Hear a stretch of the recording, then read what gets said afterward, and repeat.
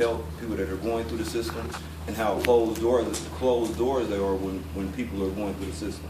So there's a couple of things I would like to ask the various groups that are here today to work with me on trying to change. One, we need to put more pressure on the social service arenas. Simple and plain, it makes no sense when you talk to certain workers at the facilities and you're the mother of the child that's missing and they tell you, well, it doesn't matter, she ran away. That's not cool, that's not copacetic. And when we look at various ethnicity groups in America, and we see that a lot of people run away, and they're not discredited or discounted because they ran away.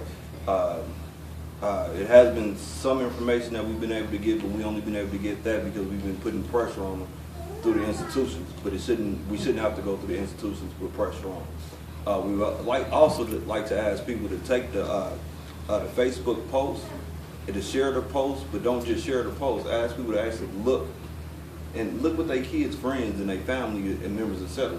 We have a 14-year-old girl that's missing, which means she doesn't have a job because she can't get a job at 14, so she probably doesn't have any money. So if she doesn't have any money, then she has to be codependent, living with somebody, either in Kansas City or Kansas. And I'll do questions and all that good, so that's why I stopped. So we definitely want to take the flyers and we want to put them out in the beauty shops that we can. We want to contact people at the school. So if y'all know people that she went to Center, right? Yeah, if y'all know people that went to Center Middle School, if y'all have any kids, nieces, nephews, etc., ask them if they know her, if they know where she's at. Because I remember when I was young, we would do things and the network would know, the parents would know, but the network definitely would know.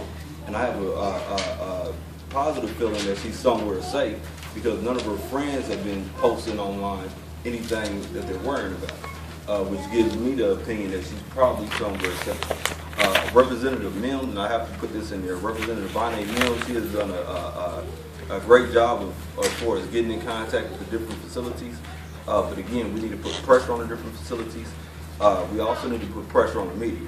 I'm glad that Fox 4 came out here, and about, a week or two ago, that Rob Lowe from Fox 4 actually did an interview. Well, you haven't seen this on any other media site. Only other media site I seen it on was Tony, Kansas City. And when we talk about the disparity of the so-called racial division in America and in Kansas City, we see this overtly. We see it when it comes to crime. If somebody black commits a crime, it's a black man that did it. If it's somebody that's non-black, it was a man that committed the crime. The same when we talk about women, children, etc. We always portrayed in a negative imagery, and when we need help, when we need assistance to get stuff out, they don't pay attention to us. So I'd like to also ask that we create an email campaign in which we email the various news corporations in Kansas City and let them know that we're no longer going to allow them to isolate us in the inner city by just showing negative stuff and not showing anything that's positive or anything that needs help. When we talk about missing children, they had, the week we did the interview with Rob Lowe, they had an 18-year-old or 19-year-old UMKC student that was missing. But the problem with that is we have one person that's technically adult, and we have one person that's a juvenile.